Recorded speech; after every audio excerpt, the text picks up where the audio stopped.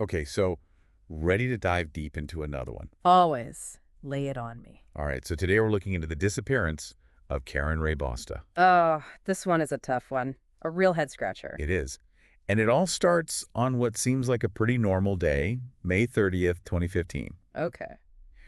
Karen lived in Hertford, North Carolina, and she headed out to run some errands in Edenton, like just typical stuff. Errands are Groceries, cigarettes, things you need. right. The usual. She was driving her red 1997 Lincoln Continental, borrowed a credit card from her mom, Arlene Murin. See, this is what gets me about these cases, these little details, like a borrowed credit card, Right. or her Paisley handbag, her car keys. Yeah. They all end up like these little pieces of this huge puzzle. You do, yeah. And this one starts to come together when Karen texts her mom that evening, Okay. saying she's with friends and will be back soon. But she never comes back. Nope. This wasn't someone just deciding to disappear. Right. Karen had some mental health struggles. Yeah, and that's what's so strange to me. Why wasn't a silver alert issued right away, with her situation? Yeah. You'd think that would be, automatic, wouldn't you? You would, yeah. Makes you wonder about the initial response. Exactly. Were there, systemic problems or,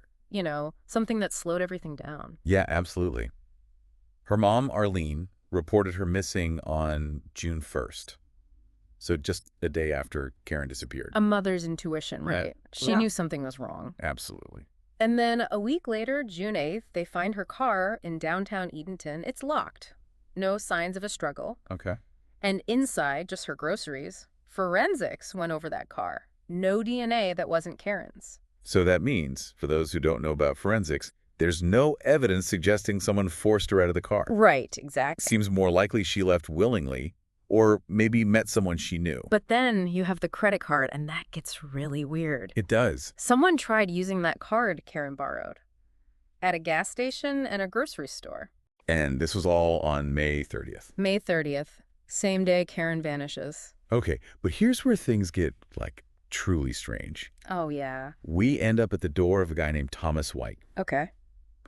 Karen had gone to his place a few times that day, All right. and his story about the credit card keeps changing. Oh, really? First, he says he found it in his girlfriend's car. Then it was on his porch. Like, he can't keep his story straight. Exactly. It's like he's dropping clues, but they lead nowhere. At that. Total dead end. He was charged with theft, but never gave any useful info about where Karen might be. Frustrating for everyone, for the investigators, for her family. So if we're looking at the timeline, May 30th, Karen leaves her home in Hertford, Okay. maybe hits a fast food place. Uh-huh. She's seen driving past a bridge a bunch of times. Oh. Then she's at Thomas White's a few times. Right. That evening, she sends that last text to her mom. Be back soon. Yeah. Then, June 1st, Arlene reports her missing. And finally, June 8th, the car is found.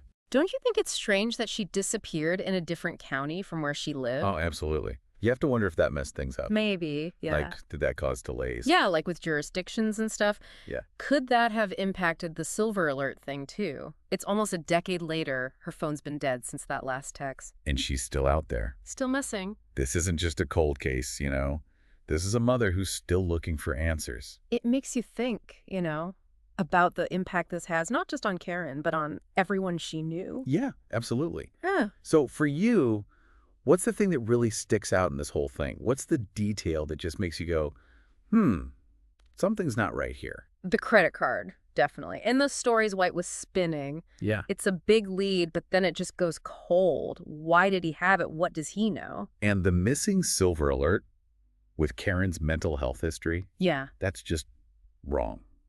Makes you think about how these cases are handled, whether things need to change. It's possible we may never know what happened to Karen. Yeah. But it's a reminder, hold your loved ones close, don't give up hope.